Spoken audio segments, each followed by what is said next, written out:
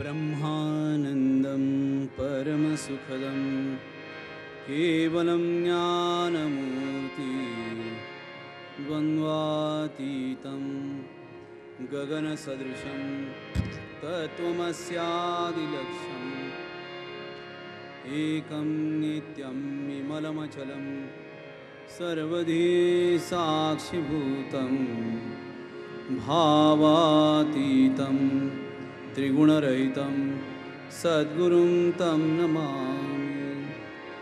ध्याये श्रीगुरुमानसं मणिमयं पाद्यं सुतीर्थोदकम् अर्घ्यं गन्धसुमाल्यमाचमनकं गङ्गाजलैरर्पितं स्नानं पौरुषरुद्रसूक्तसलले श्वेताम्बरं भूषणं मुक्ताशुक्तिसुवर्णचन्दनमिदं श्वेतं सुपुष्पं वरं धूपं दीपकमाज्यवर्तिसहितं नैवेद्यकं सुन्दरं भक्ष्यं पञ्चविधं फलं बहुविधं ताम्बूलकं दक्षिणां कर्पूरं सुमनाञ्जलिभ्रमणकं पादाम्बुजे वन्दनं भक्त्या गायननृत्यनादरुचिरं राजोपचारादिकं सर्वमानसकल्पितं सुकृधे स्वीकृत्य सिद्धेश्वर मच्छोकं जहि बालके कुर्दयात् मामुद्धर ज्ञानता माता त्वं च पिता सखा सुहृदयपि स्वामिं च त्वं मे गुरो क्षन्तव्या सकलापराधनिवहा पूजानभिज्ञस्य मे त्रिकालमानसीं पूजां गुरोर्भक्त्या पठेत् यः साङ्गपूजाफलं तस्मै ददाति श्रीगुरुध्रुवम् इति श्री परमपूज्य वासुदेवानंद सरस्वती विरचितं मानसपूजा स्तोत्र संपूर्ण श्री अनंत कोटि ब्रह्मांड नायक राजाधिराज योगिराज श्री सद्गुरु अक्कलकोट स्वामी समर्थ महाराज की जय। अवधूत चिंतन श्री गुरुदेव दत्त गोपाल कृष्ण भगवान की जय। जगदम्ब उदयोस्तु।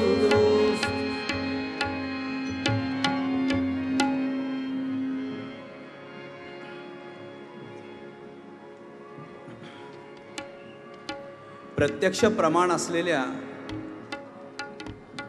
आणि साक्षीला सातत्याने आपल्याबरोबर असणाऱ्या दत्तात्रेय देवतेला माझा प्रथम साष्टांग दंडवत। गंगेच्या काठावर या ठिकाणी 18व्या शतकाच्या अखेरीस आणि 19व्या शतकाच्या प्रारंभास इथं जी स्थापना झाली उजव्या बाजूला तो एकमुखी दत्त हा टेंबेस्वामींनी स्थापन केलेला भटजींच्या मागच्या बाजूचा त्या एकमुखी दत्ताला माझा साष्टांग नमस्कार। कपालेश्वर आपल्या साक्षीला समोर आहे, सुंदर हरिनारायण आहेच, काळाराम तिकडून पाहतोच आहे माझ्याकडं। अशा या सर्व नाशिकमधल्या देवतांना ग्रामदेवतांना माझा साष्टांग नमस्कार। आपण सगळे श्रोतृवर्ग आहात। श्रवणभक्ती ही कलियुगात श्रेष्ठ ठरलेली आहे। काहीही नाही ऐकलं तरी चालतं कलियुगात, पण श्रवण करावं म्हणजे ऐकावं। एक गोष्ट ऐकावी ती भगवंताची, दुसरी गोष्ट जी आहे ती ऐकावी आईवडिलांची, आणि तिसरी गोष्ट जी आहे ती ऐकावी गुरुची। ह्या 3 गोष्टी आयुष्यात ज्यांनी केल्या त्याला त्रिगुणात्मक असं म्हणतात। 3 गोष्टींचं न चुकता सातत्याने ज्यांनी सेवेचं व्रत घेतलं या 3 गोष्टींचं तो दत्तभक्त। जीव, जगत आणि जगत ईश्वर या 3 गोष्टी अतिशय महत्त्वाच्या आहेत। आजपासून आपण दत्त पुराणाला प्रारंभ करतो। जीव, जगत आणि जगदीश्वर या 3 गोष्टी ह्या प्रातःकाळ, माध्यान्हकाळ आणि संध्याकाळ म्हणजे सकाळ, दुपार आणि संध्याकाळ आपल्या साध्या भाषेत आदिदैविक, आदिभौतिक आणि आध्यात्मिक त्रिविध तापांनी युक्त, ऊर्ध्व, मध्य आणि पाताळ या तीन गोष्टींनी युक्त, उत्पत्ती, स्थिती आणि लय या तीन महत्त्वाच्या गोष्टींनी युक्त, रज, सत्व आणि तम या तीन गुणांनी महत्त्व, अशा त्रिगुणात्मक परमेश्वराचं आजपासून 10 दिवस आपण श्रवण करणार आहोत. मी ते इतक्या सोप्या भाषेत करून सांगणार आहे. आता हा मी कोण आहे, तर स्वत्वातला जो मी आहे तो मी म्हणजे आठले सर नव्हे, ज्याच्यामध्ये स्वामींचं सतत ध्यान चालू आहे तो आत्मा. आत्मा सुद्धा कसा आहे बघा, एक आत्मा जो तुमच्या आमच्यात आहे, दुसरा एक सिद्धात्मा जो आपल्याला सतत आशीर्वाद देतो, आणि जो परमात्मा जो आपल्यावर कृपा करतो. म्हणून आत्मा, सिद्धात्मा आणि परमात्मा. बऱ्याच वेळेला आपण काय करतो, सिद्धात्म्याला बाजूला सरकवतो आणि आत्म्यानी डायरेक्ट परमात्म्याशी अनुसंधान करतो आणि आपण सांगतो आमचं देव भलं करतो. कलियुगात नाही.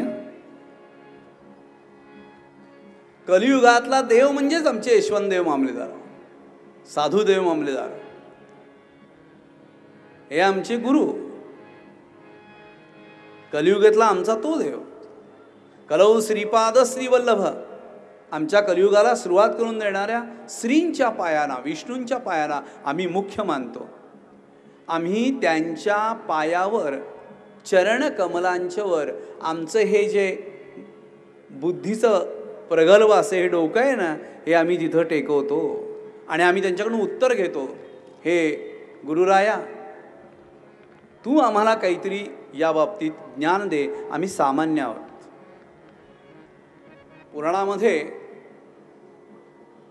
फार गूढ दडलेलं आहे आणि ते आपल्याकडं उकलून काढण्याचा प्रयत्न आपल्याच बुद्धिवंत आणि पंडित लोकांनी केलेला आहे. पुराण म्हणजे असं नाही आहे की जे ऐकू नये. पुराणाचा अर्थ स्पष्ट असा आहे, इतिहास. जे रहस्य आपल्याला माहीत नाही, जी कुळस्वामिनी आपल्याला माहीत नाही, जो कुळस्वामी आपल्याला सांगितलेलं नाही आहे, आपले आईवडील असून सुद्धा दोन्हीकडनं मामा लोक लग्न लावतात, पण कुळस्वामिनी आणि कुळस्वामीचा कुळाचार आणि कुळधर्म सांगत नाहीत. ते सांगतात एकदा देवीला जाऊन या, नारळ फोडून या की तुमच्या आयुष्याचं कल्याण होईल. चुकीचं आहे. तेव्हापासून रोज जेवायला लागतं, रोज स्वयंपाक करायला लागतो. त्यामुळं रोज कुळस्वामिनीचे स्मरण करावं लागतं, कुळस्वामीचं स्मरण करायला लागतं, आईवडिलांचं स्मरण करायला लागतं, गुरुचं स्मरण करायला लागतं. तस्या स्मरण मात्रेण असं म्हणलेलं आहे. आता इतिहास म्हणजे काय, भूत, वर्तमान आणि भविष्य. जो पास्टेन्स आहे, भूतकाळ आहे, त्या भूतकाळात आम्हाला आमच्या पूर्वीच्या लोकांनी काय काय सांगितलं की जेणेकरून आमची उत्पत्ती, आमची वंशोत्पत्ती, आमची गुरुवंश, आमचा हा धर्म आम्ही कसा पुढे नेला. या 3 गोष्टी आहेत. आमचा जन्म जो आहे, आमचा जो जन्म आहे तो योनीमधून झालेला आहे, म्हणजे आम्ही गर्भातून आलेलो आहोत, म्हणून त्याला योनी गर्भ असं म्हणलेलं आहे. दुसरा जो जन्म आहे आमचा तो स्पिरिच्युअल आहे, म्हणजे आध्यात्मिक आहे. आणि तिसरा जो धर्म आहे तो तिसरा धर्म म्हणजे धार्मिक आहे. आम्हाला धर्म नंतर कळला, आमचा जन्म अगोदर आहे. आमचा जो जन्म अगोदर आहे तो जन्म कशातून आहे, तो योनी गर्भातून आहे. म्हणजे आम्ही कसे आहोत, फिजिकली बायोलॉजिकल आहोत आम्ही, नंतर आम्ही स्पिरिच्युअल आहोत आणि नंतर आम्ही रिच्युअल आहोत. तो SPI ना पहिला काढून टाकायचा आणि रिच्युअल म्हणजे आम्ही धार्मिक आहोत. प्रत्येकजण धर्माशी निगडीत आहे. हे पहा, या गंगेवर जो आहे तो धार्मिक आहे असं नाही आहे, जो गंगेवर नाही आहे तोही धार्मिक आहे. या गंगेवर जो आहे त्यांनी जन्म घेतला आहे एका मातेच्या पोटी, गंगेच्या बाहेर जे असतील त्यांनी मातेच्याच पोटी जन्म घेतला आहे. आमच्यातला वर्णाश्रम भेद विसरण्यासाठी आम्हाला दत्तपुराणाची आवश्यकता आहे. इसवी सन पूर्व काळामध्ये जी दत्तात्रेयाची उपस्थिती होती त्या काळात, ती ज्या पद्धतीने या दत्तपुराणात वर्णिलेली आहे ते जर ऐकलं तर तुम्ही अवाक व्हाल की दत्तात्रेयांचा इतका जुना इतिहास आहे. दत्त संप्रदायाला एवढा तो भाग्यकारक आहे की तुम्हाला सहज वाटेल की असं काय, कपिल हे कोण होते, शंकर हे कोण होते, असं तुमच्या सहज मी जेव्हा सांगायला जाईन तर त्यावेळेला सांगेन मी जीव, जगत आणि जगदीश्वर. जुन्या काळामध्ये ह्या गोष्टी परंपरेनुसार घडत आलेल्या आहेत. आम्हाला आत्ता काय दिसतंय, आमच्या मनाला, आमच्या डोळ्याला आम्हाला आत्ता असं दिसतंय की आत्ताच्या सुद्धा या काळात भारतामध्ये अनेक ठिकाणी संत सत्पुरुष आहेत. ते आपल्या गंगेवर कुंभमेळ्यासाठी येतात, आपण पाहतो, त्यांचं दर्शन घेतो. तद्वत आजपासून इसवी सन पूर्व काळात असे संत सत्पुरुष होते आणि त्या सत्पुरुषांचा जो जन्म होता तो अवतार कार्यासाठी होता. त्यातला एक अवतार म्हणजे आत्री ऋषींच्याही अगोदर असलेला दत्तावतार आहे. तो किती वर्षाचा आहे, कसा आहे, या सगळ्या गोष्टी जरा आपल्याला आत्ता त्या मनोरंजक वाटतात, पण त्या उद्बोधक आहेत. आपल्याला मुळात हे कळतच नाही की ही परंपरा कशी निर्माण झाली. आपण कधीच इथपर्यंत गेलेलो नाही. वास्तवता असं आहे की नदीचं मूळ आणि गुरुचं कुळ हे कोणीही शोधत नाही. परंतु आपण इथं आत्ता दत्तपुराणाबद्दल विचार करतोय आणि दत्तपुराणात विचार करताना आपल्याला एक सुंदर या ठिकाणी टेंबे स्वामींनी दत्तपुराणात असं वर्णन केलं की आम्ही 2 प्रकारच्या गोष्टींनी पूर्ण गुंतलेलो आहोत. कशावर? पृथ्वी तलावर. त्याला आवरण असं नाव दिलेलं आहे. आवरण कशाचं आहे तर मायेचं आहे. आम्ही सगळी मायेने वेष्टिलेलो आहोत. माया ही फार विचित्र आहे आणि ती फार गूढ आहे. टेंबेस्वामी म्हणतात की आवरणाने आम्ही, आणि दुसरं रूप कसलं आहे तर काम ना आणि वासना. आम्ही कामयुक्त आहोत, आम्हाला दुसरं काहीही सुचत नाही. आणि आत्ता जर टेंबेस्वामी असते तर मी सांगितलं असतं पुराणात जरा दुरुस्ती करा, आम्ही द्रव्ययुक्त आहोत. तिसरं, आम्हाला द्रव्याशिवाय काहीही दिसत नाही. आईवडील दिसत नाहीत, धर्म दिसत नाही, कर्म दिसत नाही, कुळाचार समजत नाही, कुळधर्म समजत नाही. आम्हाला फक्त डोळ्याला दिसतोय तो द्रव्यनिधी, आत्ताच्या भाषेत पैसा. दत्तपुराणाचा हा तिसरा भाग आहे. पहिला भाग सांगितला की ज्या आवरणाने आपण जन्म घेतला, आणि नंतर आपण दुसरा भाग बघितला ज्या कामवासनेमुळे आपण गर्क आहोत, आणि तिसरं आत्ता जी आपली प्रचंड वासना आहे, कुठूनही कसाही पैसा कसा मिळेल.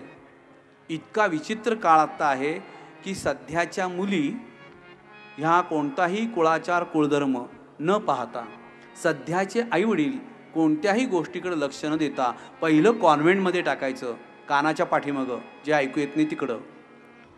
नंतर त्यांना याड मॅड बॅड असं बोलायला लावायचं. बेस्ट म्हणावं, सुपरलेटिव्ह डिग्री सांगत नाहीत, गुड मॉर्निंग असं करतात. आम्ही गुढीशाव खातो जत्रेत, हे गुड मॉर्निंग म्हणतात.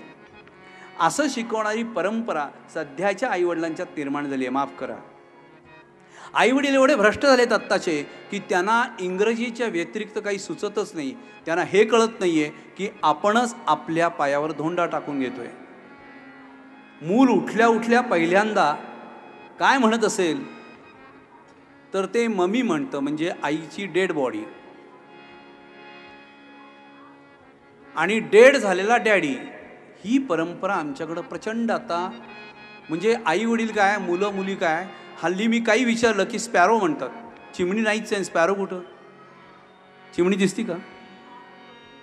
काहीच नाही. हम्मा म्हणतच नाही पोरग, मम्मा म्हणतो. त्याला हम्माच कळत नाही, सांगायला लागतं हम्मा बफेलो. अरे बापरे. आत्ता जर दत्तपुराणातली अशा संस्कारातली जर अशा काही व्यक्ती सद्गुरू असतील तर आत्ताच्या आईवडिलांना अवॉर्ड कसं द्यायचं हा प्रश्न माझ्यासारख्याला पडला असता, मी जर राष्ट्रपती असतो तर. इतका आम्ही आमच्या स्वतःला आमच्याच धर्मातून, आमच्याच नीतिमत्तेतून, आमच्या संस्कृतीमधून, आमच्या देशातल्या या उच्च भूमीमधून, या मातीच्या कणामधून आम्ही कशाला जन्म द्यायला लागलोय हा विचार करा. पहिलं त्या मुलांना हल्लीचे आईवडील कात्री दाखवतात. जन्मच कात्रीने होतो. यू नो कात्री इंग्लिशमध्ये, यू नो सीझर. हां, वर त्याला 25,000 रुपये बक्षीस देतात कात्री घेण्याबद्दल. किती ग्रेट आहे की नाही. अक्कलकोट स्वामी म्हणतात हे आळशी लोक आहेत म्हणून असं करतात, त्रास नको, लवकरात लवकर. उलटा प्रकार झालाय. पूर्वी ज्या मुहूर्तावर, ज्या वेळेवर पुत्रप्राप्ती, अपत्यप्राप्ती व्हायची तो वेळ अतिशय सुंदर समजला जायचा. बाळ गंगाधर टिळक, विनायक दामोदर सावरकर, महर्षी धोंडो कर्वे अशी पुत्र जन्माला आलेली भूमी. आत्ता बघा, टायमिंग बघतात, ब्राह्मणाला विचारले जातात कात्री केव्हा लावायची, खिशाला आणि स्वतःच्या संस्कृतीला.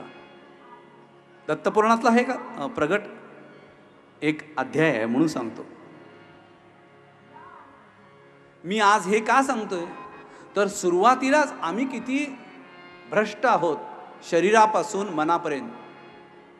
आणि आम्हाला हे दत्तात्रेया शुद्ध कर म्हणून दत्तपुराणाला पहिली माझी विनंती आहे की आम्ही जे कोणी बसलेलो आहोत तर आम्हाला तू शुद्ध कर आणि शुद्ध करून आम्हाला हे ऐकण्याची अतिशय काय कर, सुवर्ण संधी प्राप्त करून दे. याचा लाभ मिळण्याची बुद्धी आम्हाला दे.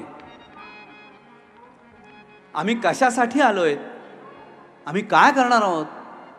मी तर संपूर्ण जे वाचलेलं आहे त्या वाचण्यामध्ये असं सांगितलेलं आहे, माझी ज्याच्यावर श्रद्धा आहे त्या श्रद्धेमध्ये दृढभाव जो आहे, त्या दत्तात्रेयाने मला सांगितलं, अरे 7व्या जन्मात गर्भामध्ये जीव जातो, तयार होतो. तो जीव आत गेल्यानंतर तो गर्भ म्हणायला लागतो की हे भगवंता, मी बाहेर पडल्यानंतर तुझं स्मरण कधीच विसरणार नाही, मी तुझ्या स्मरणानेच पूर्ण होईन. पण बाहेर पडल्यानंतर त्या चिखलातनं, त्या गाणीतून तो विसरतो. आणि आत्ताचे आईवडील त्याला सांगतात, फक्त तू गोळा काय कर, द्रव्य. तू शिक्षण कसलं घे जे आपल्या इथं नाही ते. माझी मराठी मायबोली अमृताते पैजा जिंकी असं ज्ञानेश्वर माऊलींनी सिद्धांत सांगितलेला आहे. माझा ज्ञानेश्वर माऊलीवर, सिद्धांतावर प्रचंड विश्वास, प्रचंड श्रद्धा आणि दृढभाव आहे. ही ज्ञानेश्वरांनी सांगितलं याचा अर्थ 1000% मराठी आम्ही जिंकणार. मराठी कधीच लवचिक म्हणजे कमकुवत राहणार नाही, ती भरभक्कम लवचिक राहील. आणि या पार्श्वभूमीवर मी तुम्हाला दत्तपुराण हे मी तुम्हाला 8 दिवस 10 दिवस ऐकवणार आहे. दत्तपुराणाचा मूळ गाभा काय, तर मूळ गाभा असा आहे, आमच्यावर जे आवरण आहे ते आवरण मायेच आहे हे दूर करण्याचं. आम्हाला जी वासना आहे, कामना आहे, ज्याच्यामधून आम्हाला अपत्य प्राप्त होतात, ही वासना, ही कामना या दत्तपुराणातनं पूर्णपणे व्यवस्थित व्याख्येनुसार सांगितलेली आहे. आणि तिसरं, आम्ही ज्याच्या मागं लागलेलो आहे आणि आम्ही जे विसरलो आहे त्याचं महत्त्व. विसरलो दत्त चरणाला करी क्षमा नरहरी मजला. विसरलो दत्त चरणाला करी क्षमा नरहरी मजला. लागलो आशेच्या मागे जरी दुःख सर्वदा भोगे. लागलो आशेच्या मागे जरी दुःख सर्वदा भोगे. अनुताप आता मज झाला, करी क्षमा नरहरी मजला. विसरलो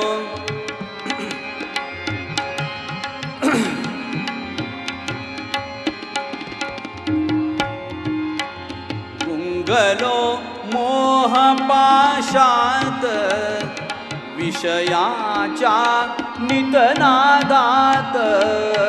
गुंगलो मोह पाशात, विषयाच्या नितनादात. ही दोन्ही कडवी ऐकली तुम्ही. आशेच्या मागं लागलोय. आशा कसली आहे? सध्या द्रव्याची आहे.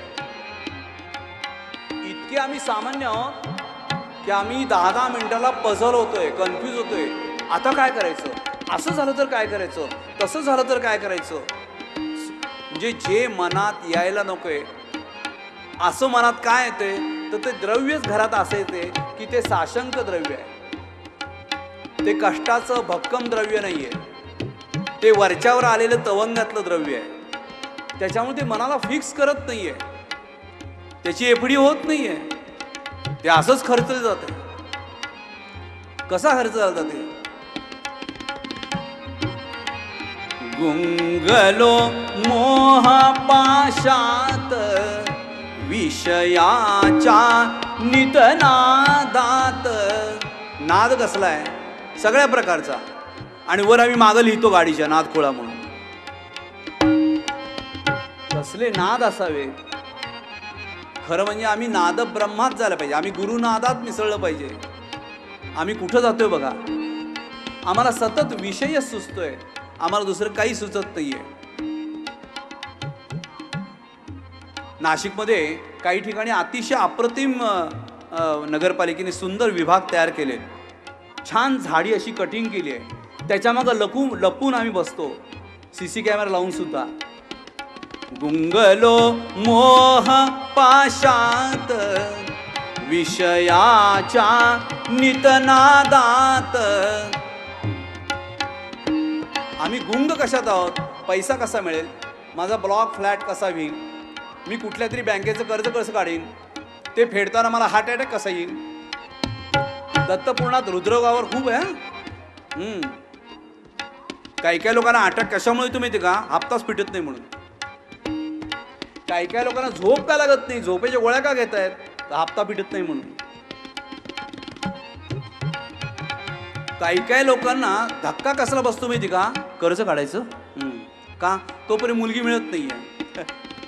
हल्ली असं झालेलं आहे. पोरी ज्याच्याकडे पैसा जास्त ना त्याच्याशी 2-2 म्हातारीशी पण लग्न करतात. आदर्श कसला? फिल्म अवॉर्ड काय ते बॉलिवूड हॉलिवूड पॉलिवूड काय ते आहे ना.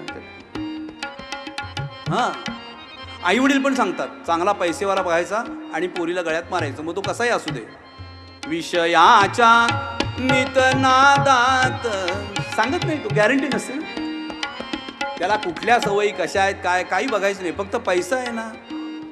मग त्याला कॅन्सर असला तरी चालेल. तो म्हातारा असेल तर चालेल. जुनं एक गाणं आहे, नन्ना करते मान अवघे पावण शेवयमान.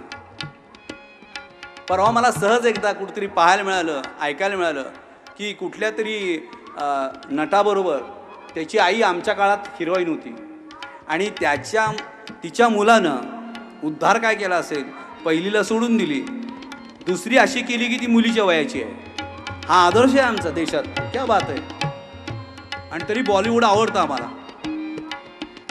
विषयाच्या नितनादात गुंगलो मोह पाशात. ज्या गोष्टी आम्ही बघाव्यात विसरलो दत्त चरणाला, करी क्षमा नरहरी मजला. विसरलो दत्त चरणाला, करी क्षमा नरहरी मजला. करी मजला नादान मूढ जरी झालो, नादान मूढ मूढ जरी झालो, स्वार्थाच्या ठाई बुडालो. नादान व्हावं आम्ही माई म्हणत नाहीये. आम्ही 25च्या वयात होतो, आम्ही 20-25 गाढव होतो. गद्दे 25 म्हणतात त्याला.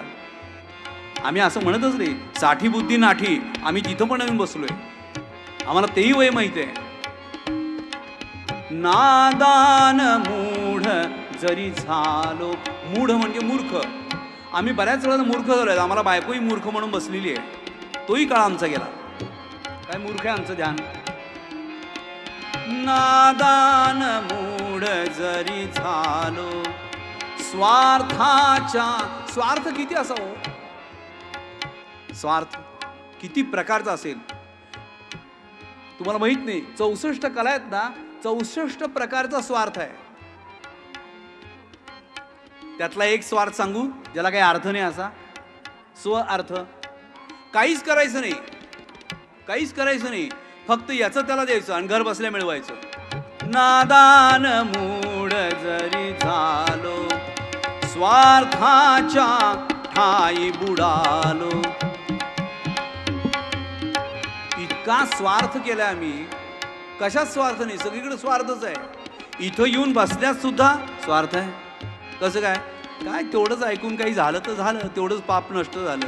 गंगेच्या काठावर बसून देव मामलेदारांच्या साक्षीने आपल्याला माहिती आहे आम्ही नादान मूढ जरी. आम्ही मूर्ख मान्य आहे. स्वामी सका तुम्ही म्हणलात तर सगळं मान्य आहे आम्हाला. पण असं काहीतरी करा, असा हात वर करा की आम्ही यातनं सुटू. इतके आम्ही स्वार्थी आहोत. अनुताप तामज झाला, करी क्षमा नरहरी मजला. करुणेची आणि क्षमेची देवता कोण असेल तर ते दत्तात्रय गुरु आहेत.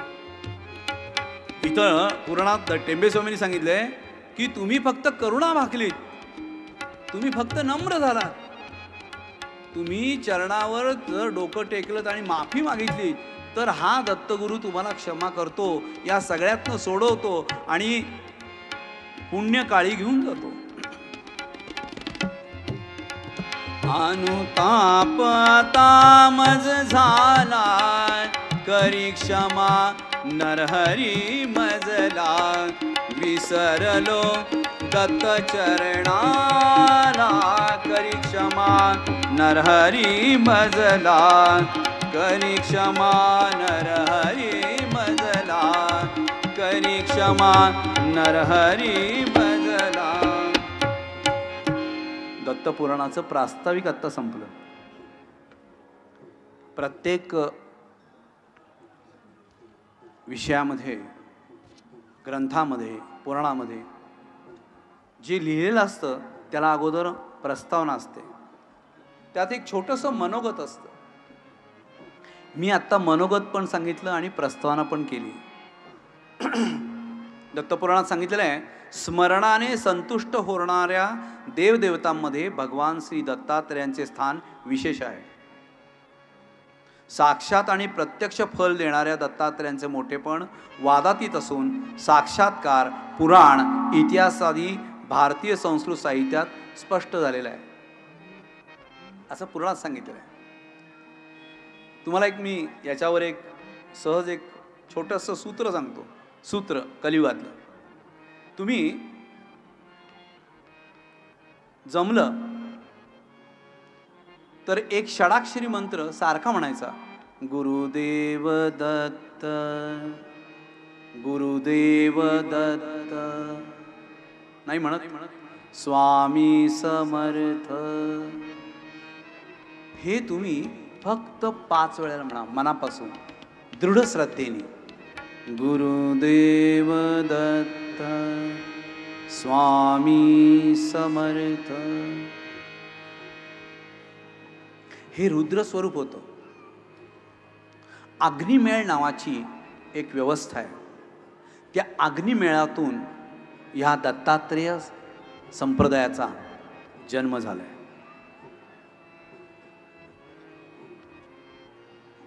अग हा धातू आहे आणि नि हा प्रत्यय आहे. त्याला अग्नी म्हणलेला आहे. मी बऱ्याच वेळा असं सांगितलेलं आहे मध्यंतरी नैमिषारण्यात मी दत्त भागवत केलं त्यावेळा पण सांगितलं होतं की अग्नीचा अर्थ काय. तुम्ही जे स्मरण करताय ते तस्या स्मरण मात्रेनं आपल्याला स्मरणाचं महत्त्व जास्त आहे. तुम्हाला एवढं जरी स्मरण झालं की गुरु हा आमचा देव आहे आणि तो दत्त आहे, आणि तो कसा आहे तर आमच्या स्वत्वातला मी जो आहे तो काढून टाकतो आणि आम्हाला समर्थ करतो. तुमच्यात मी आहे म्हणून तुम्हाला भीती आहे. स्वामी म्हणतात मी काढून टाका, तुमची भीती निघून जाईल. तुमच्यातला मी काढून टाका, तुमची भीती निघून जाईल.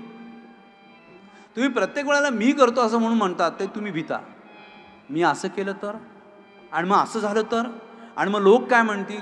एक लक्षात घ्या, तुमच्या मुलीचं लग्न करायला लोक काही पैसे आणून देत नाहीत, लोक काही कार्यालय फुकट देत नाहीत, आणि लोक काही चपला झिजवून तुम्हाला जावई शोधून देत नाहीत. त्यामुळे लोक काय म्हणतील कशाला विचार करताय. ही पहिली गोष्ट. आता राहिले ना त्यातले, जे त्यातले नाहीच आहेत ते ना त्यातले. तिकडे तिकडे खाली जायचं. काय तुमचं लक्ष आहे.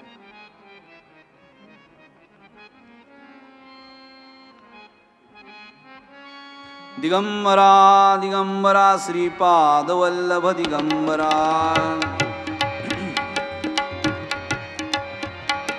दिगंबरा दिगंबरा श्रीपाद वल्लभ दिगंबरा, दिगंबरा दिगंबरा श्रीपाद वल्लभ दिगंबरा, दिगंबरा दिगंबरा श्रीपाद वल्लभ दिगंबरा.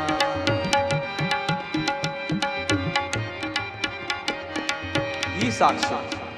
मी फक्त तुम्हाला काय म्हणलं, गुरुदेव दत्त म्हणा, स्वामी समर्थ म्हणा, साक्ष काय बघा. साधी गोष्ट आहे. एक जीव, एक जीवात्मा,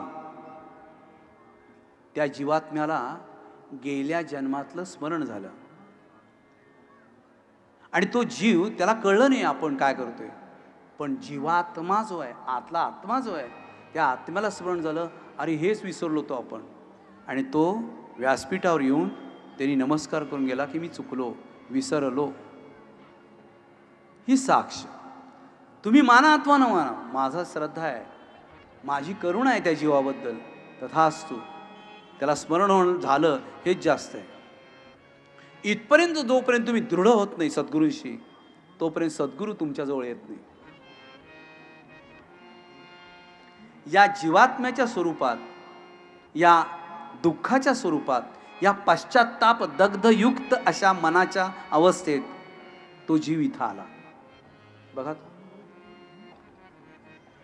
मगाशी मी सांगत होतो लोकांचा विचार करू ना. या जीवात्म्यानी तुमचा सगळ्यांचा विचार केला नाही आणि शरण आला. तुम्हाला कसं वाटतंय बघा, प्रेस्टिज इश्यू वगैरे आपल्याला वाटते खूप, कसं जायचं, कुणी बघितलं तर. तुम्ही तिथेच बसलात. याला आवरण असं म्हणतात दत्तपुराणात. तुमच्यावर एक विशिष्ट आवरण आहे. ते आवरण जोपर्यंत काढत नाही, मन मोकळं जोपर्यंत करत नाही, आणि तुम्ही दत्तात्रयाला, एक गुरुला जोपर्यंत जाऊन भेटत नाही, तोपर्यंत तुम्ही असंच म्हणणार, काय होते पुण्य माझ्या पदराला, लाभ मला झाला गुरु दर्शनाचा. काय होते पुण्य माझ्या पदराला, लाभ मला झाला गुरु दर्शनाचा. काय होते पुण्य. हे पुण्य साधून घेणं, लाभणं थोडं थोडकं नाहीये. त्याला जीवन मुक्त व्हावं लागतं, माया मुक्त व्हावं लागतं. माया मुक्तावधूत असा दत्तात्रयांचा एक अवतार आहे. क्रमाने येणारच आहे. आपल्या मनामध्ये एक निश्चित गोष्ट करायची की दत्तपुराणाचा सुबोध आणि सुगम असा अर्थ तुम्ही 11 दिवसामध्ये मी छोट्या छोट्याशा उदाहरणांनी समजावून सांगेन आणि असा आपल्याला एखादा साक्षात दृष्टांत मिळेल. आजच्या पहिल्या दिवसाचा हा दृष्टांत आहे की माझ्या मुखातून दत्तात्रेयांची स्तुती आणि त्यांना साष्टांग दंडवत आणि पहिली प्रस्तावना करताना मी त्यांना जे शरण गेलो दृढ भावनेनं, श्रद्धेनं, आत्मीयतेने, विश्वासाने, त्याची पावती म्हणजे समोरच्या एखाद्या जीवाला पूर्वसुकृतातलं भूतकाळातलं स्मरण व्हावं आणि तो आत्मा माफी मागायला पुढे यावा. याला साक्ष असं म्हणतात. एकदा मी दत्त भागवतात सांगितलेलं आहे, एकनाथ हे 10-12 वर्षाचे होते आणि ते दौलताबाद जवळ जनार्दन स्वामी हे त्या दौलताबादच्या किल्ल्यामध्ये दिवाणजी होते. तर ते गुरु आहेत असं त्यांना कोणीतरी सांगितलं म्हणून नाथ त्यांना भेटायला गेले. त्यावेळेला जनार्दन स्वामींनी एवढ्याशा 10-12 वर्षाच्या मुलाला जे समजावून सांगितलं होतं की मी तुला घेऊन जातो, तुला गुरुदर्शनाची इच्छा आहे, मी तुम्हाला दत्ताचं दर्शन देतो, पण तू मनात विकल्प आणता कामा नयेस, मी जे दाखवीन ना तेच होय म्हणायचं. आणि नाथांना दत्तात्रेयांनी एका फकीराच्या स्वरूपात दर्शन दिलं. फकीर अगदी कळकट्ट कपडे असलेला, गळ्यात वेगवेगळ्या हाकीकच्या माळा घातलेल्या, जटा सोडलेल्या, मिशा दाढी वाढलेल्या, दाढीवरून लाळेचा ठेंब येतोय, हातात वाडगा धरलेला आहे, फकीर वाडगा, गळ्यात वेगळ्या रंगाची झोळी आहे, वेगवेगळ्या रंगाचे कपडे आहेत. आणि नाथांना ते दर्शन मान्य झालं नाही. त्यांची संकल्पना जी होती डोक्यामध्ये की दत्तात्रेय म्हणजे अमुक एकच, त्यामुळे तिने जनार्दन स्वामीशी हट्ट धरला होता. पण ही गोष्ट घडल्यानंतर जनार्दन स्वामींनी सांगितलं, तुला शूलिभंजनपर्यंत जेवायला नेलं मी वर डोंगरावर आणि तू हे विसरलास. मी तुला बोललो तो, जी व्यक्ती समोरून येईल आणि जिला मी नमस्कार करेन तिला तू नमस्कार केलास की ते दत्तात्रेय आहेत. तुम्ही काहीही माना अथवा न माना, तुम्ही माना अथवा न माना, पण परमेश्वर हा तुमच्या जवळ आहे, तुमच्या निकट आहे आणि गुरु तुमच्यात आहे. पुराणात सांगितलेलं आहे की हा गुरु अंशरूपाने प्रत्येक जीवात बसलेला आहे आणि तो ज्यावेळेला एकत्र येतो त्यावेळेला त्याचं स्वरूप गुरु स्वरूप होतं, विश्वगुरु. विश्वगुरूचं स्वरूप होणं आणि जनात जाला यती दिसला केवळ भक्ता हरिगमला असं म्हणणं, ह्या सर्व गोष्टी परंपरेत आहेत, सवयीमध्ये आहेत आणि नित्य उपासनेत आहेत. तुम्ही रोज जर असं ठरवलं सकाळी दुपारी संध्याकाळी, किती वेळ हो, फक्त मोबाईलचं बिल 1 सेकंदाचं किती येतं? 1 सेकंदाला 1 पैसा. तुम्ही 1 सेकंद असं घड्याळ लावा, मी आत्ता लावलं बघा, 1 सेकंद तुम्ही काय म्हणता बघा, स्वामी समर्थ, 2 सेकंद लागले. स्वामी म्हणलो 1 सेकंदात, समर्थ म्हणलो 2 सेकंदात. आता 2 सेकंदात स्वामी समर्थ 5 अक्षरी जप म्हणजे आपल्याला 5 वेळा म्हणायला किती लागतील सेकंद? 5 दुने 10 सेकंद. 10 सेकंद एके ठिकाणी पटकन बसायला किती वेळ लागेल? 20 मिनिटं. कसं काय? आमचा जामा नेमाच वेगळा असतो. पहिली गोष्ट, बसताना आम्ही पॅन्ट वर करतो कारण ती खाली सरकलेली असते. सह्याद्री आणि हिमालय दिसायला लागतो हल्लीच्या फॅशनमध्ये, कारण कमरच नाहीत पोरुषांना. आणि नंतर मग ती जरा वर घ्यायची, बसताना पुन्हा गुडघ्यात अटकती म्हणून पुन्हा गुडघ्यावर घ्यायचं. बघा मी काय सांगतो. मी दत्त पुराण, तुमचा समज झाला असेल की सर पुराण सांगणार म्हणजे काहीतरी भलतंच, मग ते रटाळ असेल. नाही नाही नाही नाही नाही, मी मला स्वतःला असं समजून घेतलंय की समोर बसलेला प्रत्येक आत्मा हा अंश रूपाने गुरु आहे आणि प्रत्यक्ष गुरुला मी ही सगळं ऐकवतोय आणि गुरु माझ्यावर प्रसन्न व्हायलाच पाहिजे. इथनं अंशात्मक चाललेला गुरु नाराजच होता कामा नये, त्याचं मनोरंजनच झालं पाहिजे. भले त्याला न कळो हा जन्म कसला आहे, मी काय पाप केले, माझं काय झालंय, आम्ही कुठं वाईट केलं कोणाचं, तरी आमचं असं कसं स्टेज हालतं काय, तरी आमचं असं कसं झालं वगैरे काही मला गरज नाही आहे. माझं वचन मला गुरुनी शिकवलेलं, मीच गुरुला ऐकवताना, माझ्या आईला ऐकवताना, गुरु माऊलीला ऐकवताना, माझ्या वडिलांना ऐकवताना, मी दत्तात्रेयांना ऐकवताना मी संतुष्ट होण्यापेक्षा दत्तात्रेय आणि गुरु माऊली संतुष्ट होणं हे फार महत्त्वाचं आहे. आज तुम्ही घरी गेल्यानंतर निदान सहज सहज अंथरुणावर पडलात तर काय म्हणावं माहिती आहे, पुड पुड पुडी गंगा भागीरथीचे तिरी, काशीशी नमन गयेसी गमन, आणि झोपते वेळी काशी विश्वेश्वराचे स्मरण. ही पुडपुड पुडी आहे. हां, ही पुडी रामकुंडात कधी विरघळते कळत पण नाही. काही कळलं का या कुडीतलं पुडी? ह्या कुडीची पुडी किती होती माहिती का, एवढीशी होती. आणि ती अस्थि स्वरूपात विसर्जन केल्यावर काहीच राहत नाही. तरी कसला प्रेस्टिज इश्यू आहे, कसला अहंकार बसलाय. आणि तो 2 सेकंदात स्वामी समर्थ, स्वामी समर्थ, गुरुदेव दत्त, गुरुदेव दत्त, गुरुदेव दत्त, 10 सेकंदात मी 5 वेळा म्हणतो. एवढं तुम्ही सकाळी म्हणा, मनःपूर्वक, आत्मीयतेने, दृढ श्रद्धेने.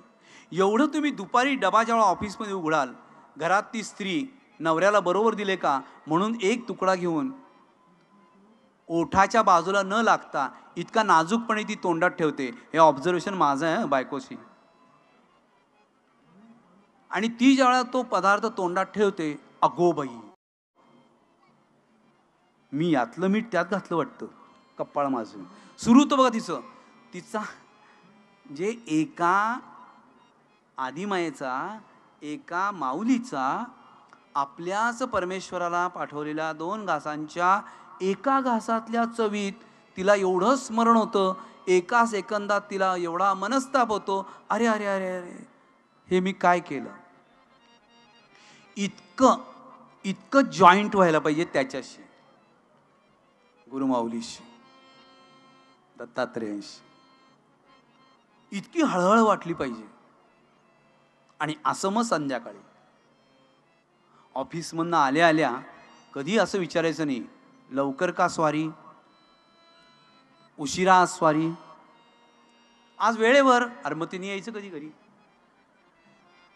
असं कधी न विचारता आल्या आल्या त्याला मदत करायची. त्याचे जखडलेले पाय बुटात ते काढायचे. इतका सुंदर वास मोजाचा, आहा हा, कितीही अत्तर मारा, किती ती फॉगी लावा, असं करा तसं करा, तरीही तो वास कधीही घ्यायची इच्छा होत नाही. ते काय फॉगीच आहे ना, ते बुटात मारायचं असतं का. केविलवाणी तो मोजा काढायचा. का तर प्रेम, ते प्रेम, ती श्रद्धा त्या चरणापाशी जेवढी आहे तेवढी स्मरून फक्त 5 सेकंद श्री स्वामी समर्थ, स्वामी समर्थ, स्वामी समर्थ, गुरुदेव दत्त, गुरुदेव दत्त, गुरुदेव दत्त, 10 सेकंद एवढं म्हणायला काय हरकत आहे. कर्मनो गहनागती, लक्षात ठेवा, तुमच्या कर्मामध्ये अनंत नित्य घडामोडी घडत असतात. 1932 ते 42च्या काळात माझ्या वडिलांच्यावर असले आघात झाले. त्यांची पहिली पत्नी गेली, 1 मुलगी ठेवली. दुसरी पत्नी गेली, 2 मुलं ठेवली. दुसरी 2 मुलं सांभाळताना पहिली मुलगी गेली. का हो, संसारात असं होत नाही. मी काय सांगते बघा, पहिली पत्नी गेली, मुलगी ठेवून गेली, नाव तंगा, माझ्या मोठ्या बहिणीचं नाव. दुसरी पत्नी केली तर त्या दरम्यान, दुसरी बायको करण्याच्या दरम्यान त्या मुलीकडे दुर्लक्ष झालं, ती गेली. दुसरा धक्का, आवडती मुलगी गेली. दुसरी स्त्री केली, तिला 2 मुलं झाली. तिच्या मायेमध्ये आणि तिनं केलेल्या मायेमध्ये जो फरक पडला, तो फरक तिच्या भावाकडे गेला, तो तिने गहाण टाकला. हे कसं सांगायचं पतीला, या झुरून ती दुसरी गेली. आता 2 मुलामध्ये 2 मुलांना सांभाळण्यासाठी तिसरी केली. It's my father. पण मला काय सांगायचं लक्षात घ्या, तो माणूस रंगावधूतांच्या सेवेत होता. रंगावधूतांना त्याने विचारलं, अशा त्यावेळच्या शंकराचार्याने विचारलं तिथं जाऊन, की 2दा जर मला सिग्नल चुकीचा मिळालाय तर मी संसारात पडू की नको. त्यावेळी त्या सत्पुरुषांनी, त्या रंगावधूतांनी काय सांगितलं असेल, अरे हे कसं आहे माहिती का, ते पाण्यावर येतो तवंग ना, तसं आहे. दुधावर पहिली साय येते ना, तसं आहे. चुकून ओतू गेलं, जळलं, ते जाऊ दे. दुसऱ्यांदा तापव, दुसऱ्यांदा साय येईल.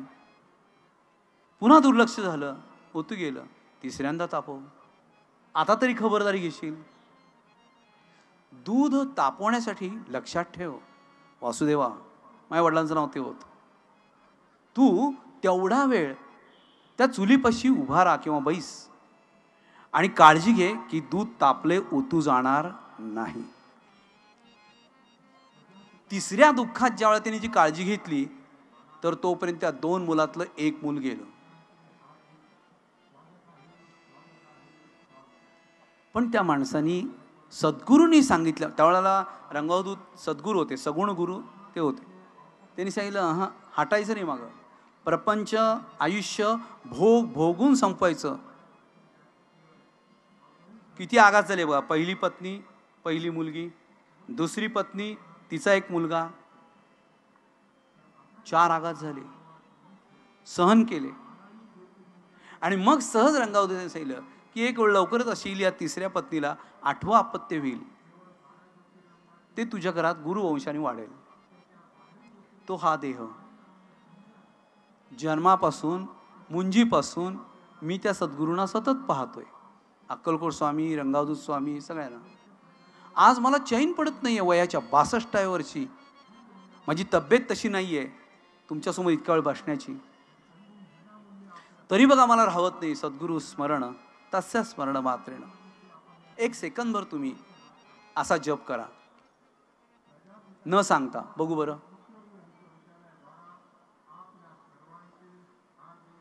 किती कर्म कठीण आहे बघा. म्हणत नाही कोणी अजून, मला ऐकू येत नाहीये, रेकॉर्डिंग झाला पाहिजे. 5 सेकंद झाले.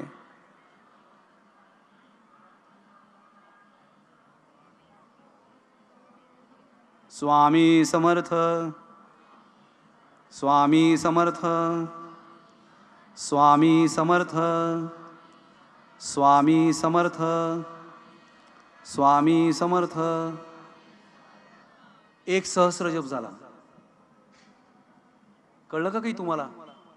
या गंगेच्या पलीकडच्या तटावर जे बसलेत, या देव मामलेदारच्या बाजूला ढगे महाराजांच्या पर्यंत सगळे जे बसलेत, तुम्ही जे बसलायत, काही उभे आहेत, ह्या सगळ्यांची गणती मी केली, 1 सहस्र झाली. किती सेकंदात? 5 सेकंदात. कसला जप करतोय आपण बघा. जर 5 सेकंदात समूहामध्ये येऊन एकदा जर म्हणलं स्वामी समर्थ महाराज की, झालं, 1 माळ झाली. अवधूत चिंतन श्री गुरुदेव दत्त. एकमुखीला ऐकू गेलं, झाली 2री माळ. बोला कपालेश्वर महाराज की, झाली 3री माळ. भगवान सुंदर हरिनारायण की, झाली 4थी माळ. सियावर रामचंद्र की, झाली काळारामाची 5वी माळ. अरे एवढं तरी करा, समूहात बस. महत् पुण्य आहे. आणि कसं आहे मी ते, ही गंगा इथून विशाखापट्टणपर्यंत, विशाखापट्टण ओरिसामध्ये, आंध्रमध्ये, जिथं जाऊन समुद्राला मिळते तिथपर्यंत जेवढे शेतकरी आहेत, हे या गंगेचं उदक, हे पाणी जे पितात, तिथपर्यंत हा जप गेला. आता कोट्यावधी जप झाला. जर गंगेच्या काठावर, काय सांगताय, माझी श्रद्धा आहे ना. तुम्ही माझ्या श्रद्धेवर विश्वास ठेवा, तुम्ही माझ्या विश्वासावर विश्वास ठेवा, तुम्ही माझ्या दृढतेवर विश्वास करा, आणि तुम्ही माझ्या मुखातून निघणाऱ्या ह्या दत्तात्रय वाणीवर विश्वास ठेवा. कारण मी तुम्हाला प्रमाण दिलं. प्रमाणम परमम श्रुती. प्रमाण काय दिलं, तर फक्त आपण एकदा जर जप केला सेकंदभर, तो किती होतोय अशा ठिकाणी. मग सर आम्ही इतर वेळेला इथं आलो आणि असं केलं तर, हो, एक प्रदक्षिणा घाला, साधू देव मामलेदार महाराज की जय, एवढं म्हणा. जेवढे जीव आहेत तेवढा गुणिले जन्म झाला तुमचा. एवढा जप होतो. हो, गुप्ते महाराजांच्या इथं जा, डगे महाराजांच्या इथं जा, एकमुखी पशी जा. पण एक आहे, पुढे वैखरी राम आधी वदा. वैखरीनं म्हणलं पाहिजे, तुम्ही मोठ्यांना म्हणलं पाहिजे. लोक म्हणली तरी ना, काय नाटक करतोय, कोणा मोठ्यात मोठे निळकंठेश्वर महाराज की जाय, अरे कशाला म्हणतोय. तुम्हाला काय करायचं, लोक काय म्हणतात ते तुम्ही म्हणा ना. अगदी जे बोलू नाही ते बोलू का आत्ता, आपोआप वाचतोच की नाही हॉर्न. दिगंबरा दिगंबरा श्रीपाद वल्लभ दिगंबरा. अहो तो जर अपान वायू ऊर्ध्व केलात, ऊर्ध्व म्हणजे वर घेतलात, आणि तो उदानापर्यंत आणलात, आणि उदानातनं तो विशुद्धातनं वर नेलात, कंठम भरत वंदितः, कंठातनं तो वर नेलात, सहस्र शीर्षा पुरुषा सहस्राक्ष सभूमी विश्वतो, असा तो होईल, गगनमंडळात जाईल. हा, विचार करा. आणि तो वायू जर गगनमंडळात नेलात तर आपण म्हणू दिगंबरा दिगंबरा श्रीपाद वल्लभ दिगंबरा. श्रीपाद वल्लभ दिगंबरा, श्रीपाद वल्लभ दिगंबरा, श्रीपाद वल्लभ दिगंबरा. दिगंबरा दिगंबरा श्रीपाद वल्लभ दिगंबरा. दिगंबरा दिगंबरा श्रीपाद वल्लभ दिगंबरा. श्रीपाद वल्लभ दिगंबरा, श्रीपाद वल्लभ दिगंबरा, श्रीपाद वल्लभ दिगंबरा. दिगंबरा दिगंबरा श्रीपाद वल्लभ दिगंबरा. 1 मिनिट जप झाला आणि तो 1 लक्ष आहे. कारण तुमचं सगळ्यांचं लक्ष माझ्याकडे आहे, एकट्याकडे आहे. 1 लक्ष झाला, तो इथं गेला की 1 कोटी झाला. तुमचं इथं लक्ष आहे का? अनंत कोटी आहेत. काही कळलं का? तुमचं लक्ष माझ्याकडे, 1 लक्ष झाला. श्री स्वामी समर्थ जय जय स्वामी समर्थ. सद्गुरु स्वामी समर्थ जय जय स्वामी समर्थ. श्री स्वामी. आपल्या विश्वाची जननी, जिच्यामुळं आपण अन्नपूर्णेमुळं पोट भरतो, ती अन्नपूर्णा तुमच्या समोर येते. हे 3रं लक्ष. 1 लक्ष, 1 कोटी आणि अनंत कोटी जोडीत, त्याला काही प्रमाणच नाहीये. दिगंबरा दिगंबरा श्रीपाद वल्लभ दिगंबरा. दिगंबरा दिगंबरा श्रीपाद वल्लभ दिगंबरा. दिगंबरा दिगंबरा श्रीपाद वल्लभ दिगंबरा. अवधूत चिंतन श्री गुरुदेव दत्त स्वामी समर्थ महाराज की जय। जगदंब उदयोस्तु उदयोस्तु। अवधूत चिंतन श्री गुरुदेव दत्त स्वामी समर्थ महाराज की जय। जगदंब उदयोस्तु उदयोस्तु। हा दत्तपुराण जो ग्रंथ आहे, हा ग्रंथ स्वतः श्री महाराज गंगेच्या तीरावर ब्रह्मावर्त क्षेत्री लिहिला आहे। त्यातील एक विशिष्ट विषय आणि टीका ही त्यांनी सरस्वती नदीच्या तीरावर सिद्धाश्रम, सिद्धपूर, मातृगया या क्षेत्रात लिहिली। या ग्रंथाचं दत्तपुराण हे नाव सार्थ आहे, कारण याच्यामध्ये पुराणाची 5 लक्षणं आहेत। ती 5 लक्षणं म्हणजे एक सर्ग, एक प्रतिसर्ग 2 झाली, एक वंश, एक मन्वंतर आणि एक वंशानुचरित। वंशचरित म्हणजे दत्तात्रेय, दत्तात्रेयानंतर श्रीपाद श्रीवल्लभ, श्रीपाद श्रीवल्लभानंतर नरसिंह सरस्वती, नरसिंह सरस्वतीनंतर अक्कलकोट स्वामी, अक्कलकोट स्वामींच्या आणि नरसिंह सरस्वतींच्या मागे माणिक प्रभू, अक्कलकोट स्वामींच्या नंतर कृष्ण सरस्वती, कृष्ण सरस्वतींच्या नंतर नामदेव महाराज। याला वंशानुचरित म्हणतात। आपण प्रत्येकाचं चरित्र ऐकतो। तुम्हाला जर कोणी विचारलं की ते स्वामी सखा किंवा आठले सर यांना तुम्ही जर चुकून गुरु मानताय, तर गुरु परंपरा काय, तर तुम्हाला सांगता आली पाहिजे। मूळ दत्तात्रेय गिरणार, नंतर श्रीपाद श्रीवल्लभ 2, नंतर नरसिंह सरस्वती 3, माणिक प्रभू 4, अक्कलकोट स्वामी 5। आता अक्कलकोट स्वामी 1, कृष्ण सरस्वती 2, नामदेव महाराज 3, नाना महाराज 4 आणि मी 5। म्हणजे मूळ दत्तात्रेयापासून हा 10वा वंश गुरु आहे। गुरुला परंपरा असते, लक्षात ठेवा। सांगता आलं पाहिजे।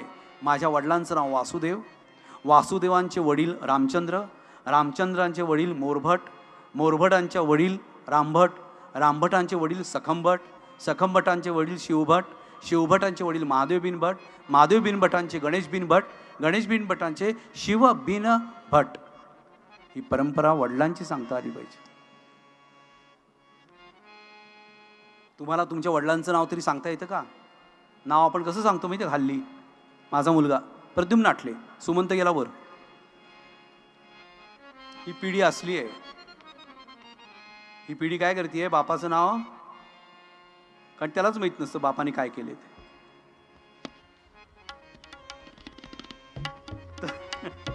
तर ही 5 लक्षणे आहेत। कुठली आहेत? सर्ग, प्रतिसर्ग, वंश, मन्वंतर आणि वंशानुचरित। सर्ग म्हणजे पंचमहाभूत। तुम्हाला कोणी विचारलं ना, तुम्हाला कसला संसर्ग झालाय, तर त्यातला सर्ग। कशाचा विसर्ग झालाय, त्यातला सर्ग।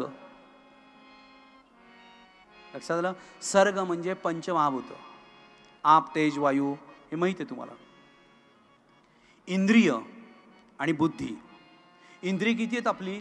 10। अंग किती आहेत? 8। आपण पुराण करतोय, तुम्ही पुराणात बसलाय आणि तुम्ही आठले सरांसारख्या, स्वामी सखांसारख्या देहासमोर बसलायत का सिद्धात्मासमोर, ते तुम्ही ठरवा। मी जे सांगतोय ते प्रगट गुह्य बोले विश्वब्रह्माची केले। मी ज्ञानेश्वरांची आण घेऊन सांगतोय की मी जे सांगतोय ते सत्य आहे। पंचमहाभूते, इंद्रिय 10, अष्टांग 8 आणि बुद्धी, हे सगळं मिळून सर्ग होतो। आता विचार करा, तुमच्यात पंचमहाभूत आहेत। शरीरात तुमच्या पाणी आहे, वायू आहे, तुमच्या देहामध्ये मद आहे, मांस, मेह, हो की नाही? मधु मेह, ज्याची माती व्हायची तो। आणि काय आहे? आकाश आहे, पोकळी आहे। गुरु ही पोकळी आहे, पोट हे गुरु आहे, लक्षात ठेवा. पोकळी आत ती, त्या पोकळीमध्ये एक पिशवी आहे. ती पिशवी पृथ्वीच्या निळसर आणि आकाशी आणि काळपट रंगाची आहे आणि त्याच्यामध्ये गर्भ आहे. पुन्हा पंचमहाभूत आहे, विसरू नका. गगनमंडळ म्हणलेलं कबीराने ही पोकळी आहे. आकाश, चिदाकाश, चिन्मय, चिदात्म स्वरूप, चित्सुखनंदा तव शरणम, ते इथं आहे. लक्षात घ्या. शरीरातल्या 5 गोष्टी ध्यानात घ्या. पुढचं अतिसर्ग, ब्रह्मापासून स्थावरांत सर्व चराचर सृष्टीच्या उत्पत्तीचे वर्णन. म्हणजे आपल्याला जे काही आपण पाहतोय ते सर्व 84 लक्ष योनी, पशुपक्षी प्राणी, निसर्ग, झाडं वगैरे सगळी. आता वंश, प्रमुख अशा सूर्य आणि चंद्र आदी वंशांचे वर्णन. अजूनही आपण सूर्यचंद्र पाहतोय, जे दत्तात्रेयांनी गिरणारवर पाहिले, जे दत्तात्रेयांनी शिवाला उपदेश करताना पाहिले, जे शिवानी उपदेश करताना मच्छंद्रनाथांनी मनीच्या स्वरूपात म्हणजे निमीच्या स्वरूपात म्हणजे मासेच्या पोटातनं विष्णूंनी गिरणारवर येऊन जे ऐकलं ते म्हणून मच्छंद्रनाथ. अशा स्वरूपात त्याला म्हणायचं सूर्य आणि चंद्र. मी तरी मच्छंद्रनाथांना पाहिलं, मी दत्तात्रेयांना पाहिलं, कारण मी त्या वंशपरंपरेत गुरुचे आहे. मी प्रत्येक गुरुला पाहत आलो. माझ्या गुरुनं पाहिलं, माझ्या आईला पाहिलं, माझ्या आईनं माझ्या आजीला पाहिलं, माझ्या आजीनं तिच्या आजीला पाहिलं. म्हणजे मी महादेवबीन भटाचा वंशज आहे, शिवबीन भटाचा वंशज आहे, गणेशबीन भटाचा वंशज आहे. काशीहून पायी चालत ओले त्यांनी लिंग आणणाऱ्याचा मी वंशज आहे. वडिलांकडनं वंशज आहे, गुरुकडनं वंशज आहे. चराचरामध्ये त्याला वंश प्रमुख अशा सूर्यचंद्र आदी वंशांचे वर्णन म्हणतात.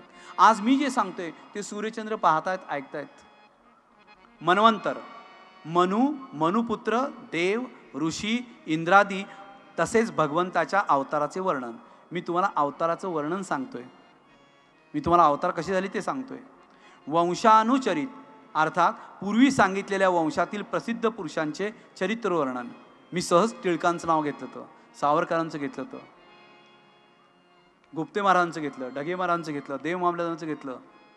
मी वंशानुचरित केलं. हे 5 विषय यथायोग्य पद्धतीने मांडलेल्या ग्रंथाला शास्त्रीय परिभाषेत पुराण म्हणतात. या दृष्टीने प्रस्तुत ग्रंथात वरील 5 विषय आलेले असल्याने या ग्रंथाला पुराण म्हणणे योग्य आहे. या पुराणात दत्तात्रेय देवतेचे प्रामुख्याने प्राधान्याने वर्णन आलेले आहे. त्यामुळे या ग्रंथाचे दत्तपुराण हे नाव झाले. दत्तपुराणाची 8 अष्टके असून ज्ञान, उपासना, कर्म या विभागात त्याची विभागणी असून ती अशा स्वरूपाची आहे. ज्ञान, उपासना आणि कर्म. तुम्ही माझ्याकडून ज्ञान घेताय, तुम्ही बसलायत ही उपासना, आणि आपण दोघं जे गंगेवर करतोय कशाचं पुराण, ते कर्म. त्रिगुणात्मक करूया. त्रिगुणात्मक त्रिगुणात्मक त्रयमूर्ती दत्त हा जाणा, त्रिगुणी अवतार त्रैलोक्य राणा. नेती नेती शब्द नये अनुमाना, सुरवर मुनिजन योगे समाधिले जाणा. जय देव जय देव. आरती ओवाळीता हरली भवचिंता, सबाह्य अभ्यंतरी तू एक दत्त. अभाग्यासी जैसे कळेल मा, पराही परतला कैसा आहे. जन्म मरणाचा पुरलासे अंत. जय देव जय देव जय श्री गुरुदत्ता हो. आरती ओवाळीता हरली भवचिंता, दत्त येवोनी या उभा टाकला. प्रसन्न होवोनी आशीर्वाद दिला जन्म मरणाचा. जय देव जय देव जय श्री गुरुदत्ता हो.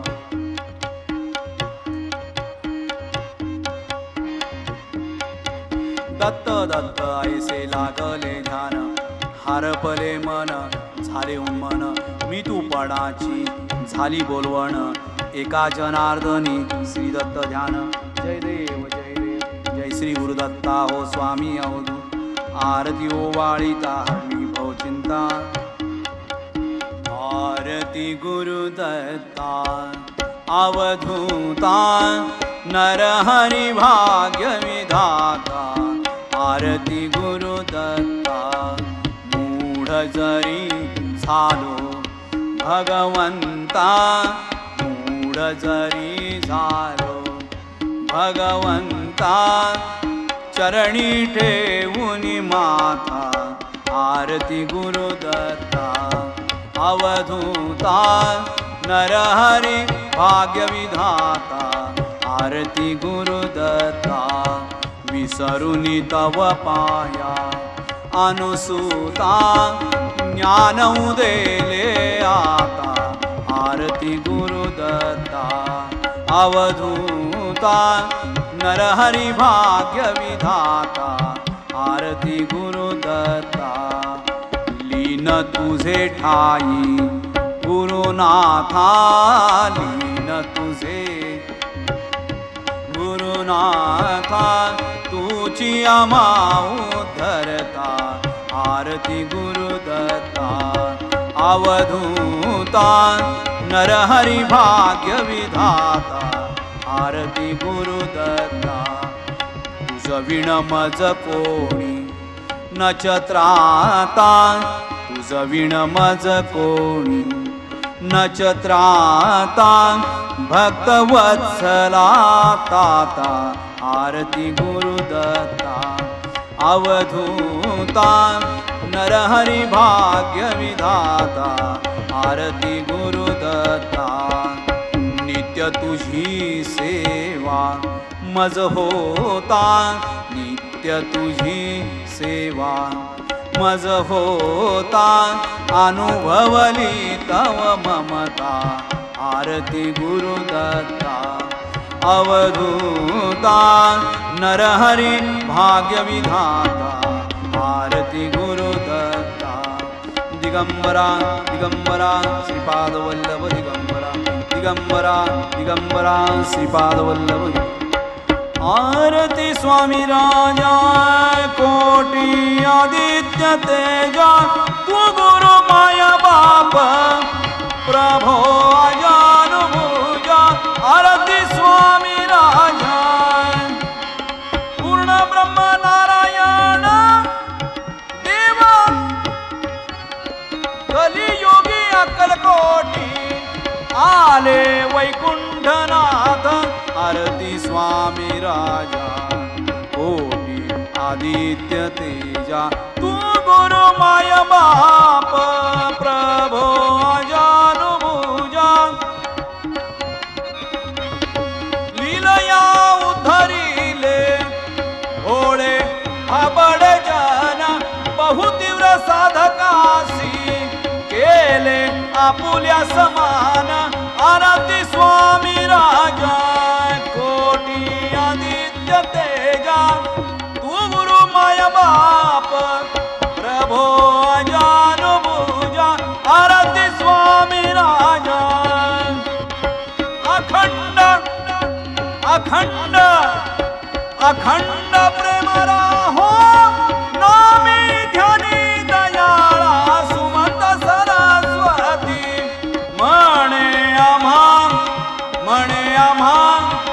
म्हणे आम्हा संभाळा आरती स्वामी राजा कोटी आदित्य तेजा तू गुरु माय बाप प्रभो अजानुभुजा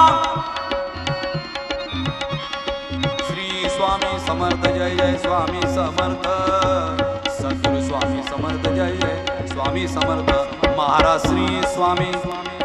श्री स्वामी समर्थ जय जय स्वामी समर्थ सद्गुरु स्वामी समर्थ जय जय स्वामी समर्थ सद्गुरु स्वामी समर्थ जय जय स्वामी समर्थ सद्गुरु स्वामी समर्थ जय जय स्वामी समर्थ सत्राणे उड्डाणे ओंकारवर्णी करडळमळ भूमंडळ सिंधू जळगगनी कडाडले ब्रह्मांड ठाके त्रिभुवनी सुरवर्णी शाचर त्या झाल्या पण जय देव जय श्री हनुमंता स्वामी हनुमंता तुमचे प्रसादे नविकृतांका दुमदुमले पाताळ उठला प्रशब्द धडधडला धरणीवर मानिला खेळ कडाडले पर्वत गगन उच्छेद रामी रामदासा शक्तीचा शोध जय देव जय श्री हनुमंता स्वामी हनुमंता तुमचे निप्रसादेन विकृतांता घालील देवतांगण वंदीन चरण डोळ्यान पायन प्रेमे अलंकेन अनंत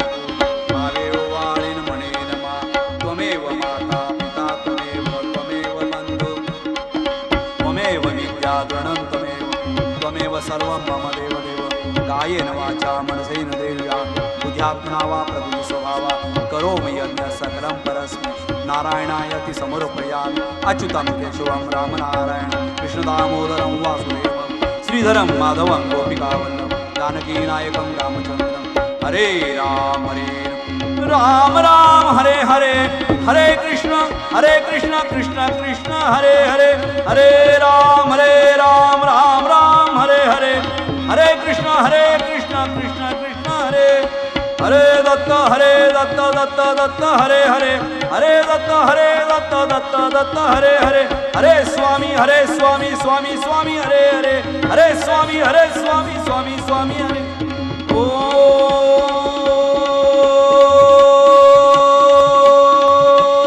तत्सत्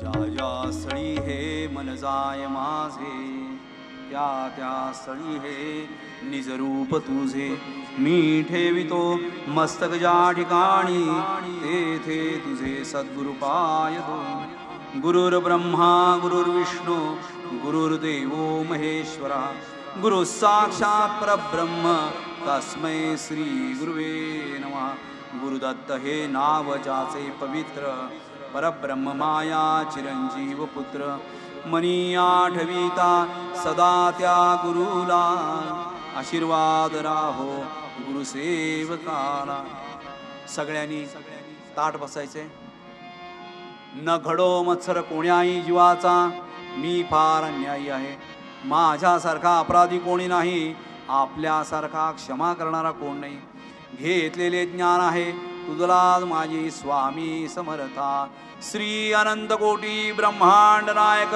राजाधिराज योगीराज श्री सद्गुरु अक्कलकोट स्वामी समर्थ महाराज की जय अवधूत चिंतन श्री गुरुदेव दत्त गोपाल कृष्ण भगवान की जय जगदंब उदयो सुदयो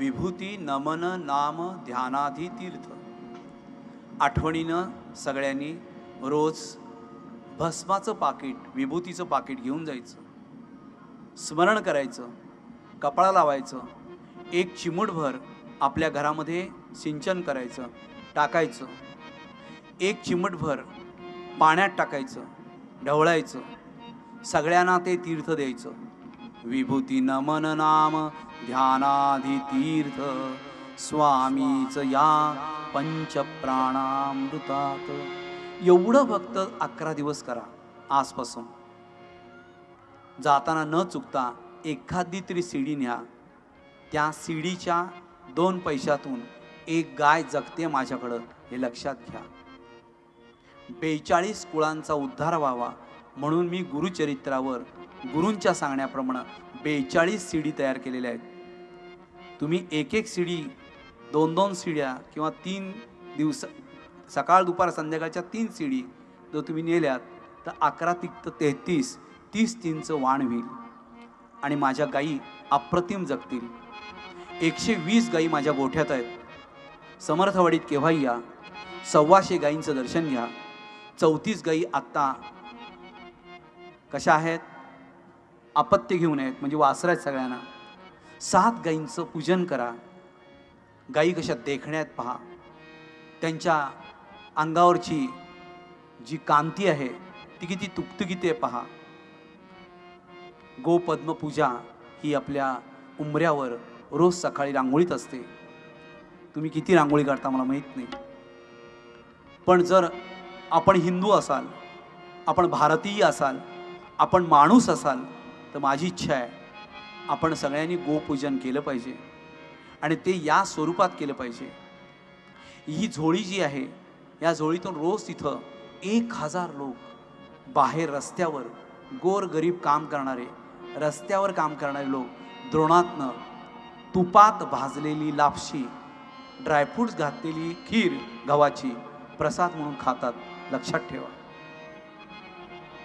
या झोळीतून गजांत लक्ष्मी, साक्षात जिवंत रूपा आणि लक्ष्मी नावाच्या 2 हत्तीणी माझ्याकडे आहेत. त्यातली एक गर्भवती आहे. त्यांना यातून मी 12 मण महिन्याला कणिक खायला घालतो, रोज 2 बादल्या लापशी खायला घालतो. इतकं तुमचं दान त्या अन्नपूर्णेत नाही. आणि 1000 माणूस, किती हायफाय गाडीतला असू दे, ओढीतला असू नये तर गोडीतला असू दे, गाडी थांबवतो, द्रोणाचा प्रसाद एक तरी घेतो, सगळं कुटुंब आतलं खातं आणि सुखाने घरी जातात. रिप्लाय येतो, तुमचा प्रसाद घेतल्यामुळं प्रवास अप्रतिम झाला. या दत्तपुराणामध्ये आपण 3 देवतांचं सतत स्मरण करणार आहोत. त्यापैकी एक आहे महालक्ष्मी कोल्हापूर, जिला मातंगी म्हणतात तिला, ती महालक्ष्मी कोल्हापूर. दुसरी आहे भुवनेश्वरी, जी औदुंबरच्या जवळ आहे, सांगली जिल्ह्यात.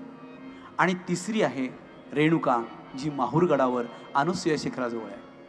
आपण तिघाही मातांचं, एक माय 2 मावशा, आपण तिघींचं स्मरण करणार आहोत. कारण आपल्याजवळ वणी आहे, म्हणजे 3.5 पीठं आपली पूर्ण होतात. रोज 3.5 पीठांचं स्मरण करून आपण इथून निघणार आहोत. म्हणा, सर्वमंगल मांगल्ये शिवे सर्वार्थ साधिके शरण्ये त्र्यंबके गौरी नारायणी नमोस्तुते.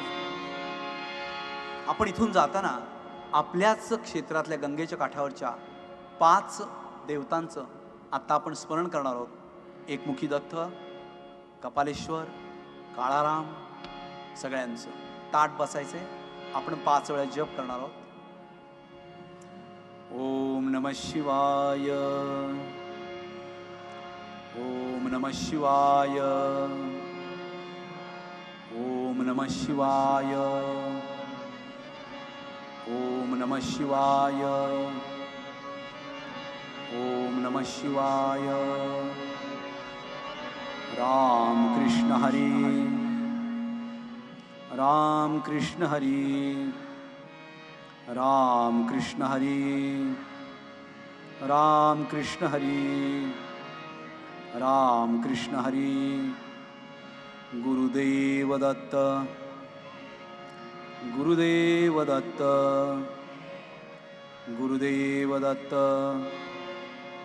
गुरुदेव दत्त, गुरुदेव दत्त. श्री स्वामी समर्थ, स्वामी समर्थ, स्वामी समर्थ, स्वामी समर्थ, स्वामी समर्थ. हरि ओम तत्सत. देवा तू सागर करुणेचा, देवा तुझलाची दुःख सांगावे, तुझ वाचुनी राहते, दिनमुख पसरोनी काय मागावे. देवा तू सागर करुणेचा, स्वामी समर्थ. सर्वांना विनंती आहे, हे व्रत आहे असं समजा की तुम्ही सगळे माझ्या सहित रोज आपण या निमित्ताने इथं बसून 1 कोटी जप करतोय. रामदासांनी सांगितले 13 कोटी जन्म केला तरी या जन्माचं सार्थक होतं. आपण 11 दिवसात 11 कोटी जप करूया. एवढं जरी केलं तरी माझ्या गुरुवर हे ऋण होतील तुमचे, आणि आमचा गुरु तुमचे ऋण अनंत कोटीने फेडेल. तुम्हाला सगळ्यांना स्वामी समर्थांचा, देव मामलेदारांचा आणि माझा शुभाशीर्वाद.